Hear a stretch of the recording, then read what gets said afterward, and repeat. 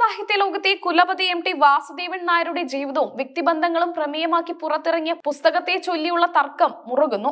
ദീദി ദാമോദരൻ രചിച്ച എം.ടി. സ്പേസ് ബാഷ്പ്രതിയുടെ 6-ാം വിരൽ എന്ന പുസ്തകത്തിനെതിരെ എം.ടിയുടെ മകൾ അശ്വതി ശ്രീകാന്ത് ഉന്നയിച്ച വിമർശനങ്ങൾക്ക് മറുപടിയായി ദീദി രംഗത്തെത്തിയതോടെ വിവാദം പുതിയ തലത്തിലെത്തിയിരിക്കുകയാണ്.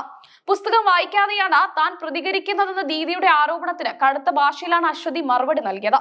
താൻ പുസ്തകം പൂർണ്ണമായും വായിച്ചുവെന്നും വിവരക്കേട് വിളിച്ചു പറയുന്ന ആളല്ല താനെന്നും അശ്വതി വ്യക്തമാക്കി. പുസ്തകത്തിലെ ഉള്ളടക്കം വസ്തുതാവിരുദ്ധമാണെന്ന നിലപാടിൽ അശ്വതി ഉറച്ചു നിൽക്കുന്നു. എം.ടിയുടെ മൂത്ത മകൾ സിത്താരയുമായി ദീദി സംസാരിച്ചിരുന്നുവെങ്കിലും സിത്താര നിഷേധിച്ച പല കാര്യങ്ങളും പുസ്തകത്തിൽ തിരികെ കയറ്റിയെന്നാണ് അശ്വതിയുടെ പ്രധാന ആരോപണം. എം.ടിയുടെ സ്വകാര്യ ജീവിതത്തെയും ബന്ധങ്ങളെയും തെറ്റായ രീതിയിൽ ചിത്രീകരിക്കാനാണ് പുസ്തകം ശ്രമിക്കുന്നതെന്ന് മക്കൾ കരുതുന്നു.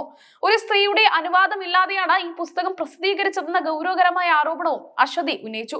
പുസ്തകത്തിന്റെ പുറം ചട്ടയുടെ ഡിസൈൻ മുതൽ എം.ടിയെ മാനസികമായി വേദനിപ്പിക്കുന്ന രീതിയിലുള്ളതാണെന്ന് അശ്വതി പറയുന്നു. വരികൾക്കിടയിൽ ഒളിപ്പിച്ചു വെച്ചിരിക്കുന്ന അസത്യങ്ങൾ അച്ഛന്റെ വ്യക്തിത്വത്തെ ഹനിക്കുന്നതാണെന്നും അവർ ആരോപിച്ചു.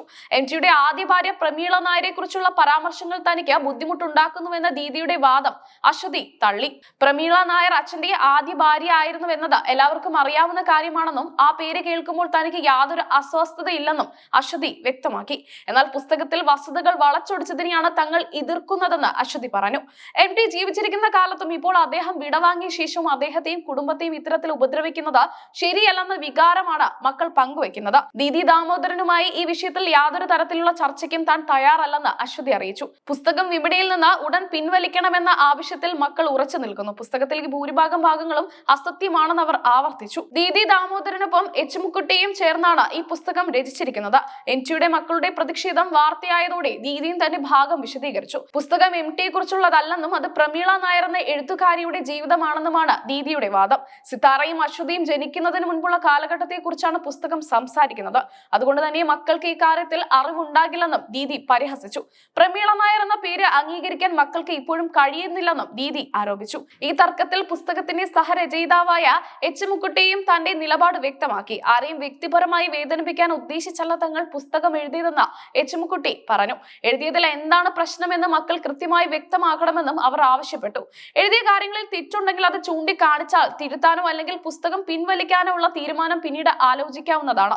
എന്നാൽ അതിനു മുമ്പ് ഏത് ഭാഗമാണ് വേദനിപ്പിച്ചതെന്ന് അവർ പറയണമെന്നും എച്ച് മുക്കുട്ടി പറഞ്ഞു. തനിക്ക് എം.ടിയുടെ മക്കളെ നേരിട്ട് പരിചയമില്ലെന്നും ബോധപൂർവം ആരെയും അപകീർത്തിപ്പെടുത്താൻ ശ്രമിച്ചിട്ടില്ലെന്നും എച്ച് മുക്കുട്ടി വ്യക്തമാക്കി. രാജ്യദ്രോഹപരമായോ നിയമവിരുദ്ധമായോ ഒന്നും പുസ്തകത്തിൽ ഇല്ലെന്നാണ് തന്റെ വിശ്വാസമെന്നും അവർ കൂട്ടിച്ചേർത്തു.